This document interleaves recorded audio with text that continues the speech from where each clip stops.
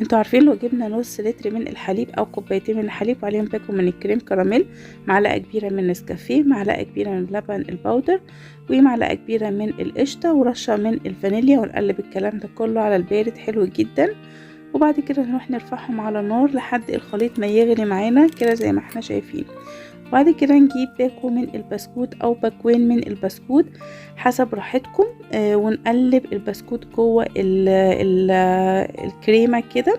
ممكن نضربها في الخلاط لو حبيناها كريمي قوي، بس عامه البسكوت هيدوب مع السخونيه. وبعد كده نبدأ نصب الخليط ده بقى في بولات او في كاسات او في كوبايات صغيرة براحتكم جدا.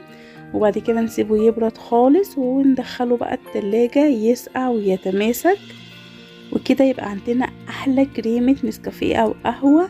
نطلعها بقى من التلاجة ونزوقها بالكريمة او بكريمة النسكافيه، وكلوا احلى كريمة قهوة بجد هتدوقوها.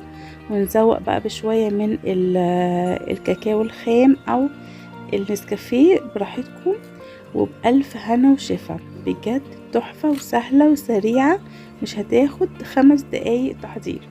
بس كده خلاص، ده كان الفيديو بتاعنا النهاردة ونورتوني. باي باي.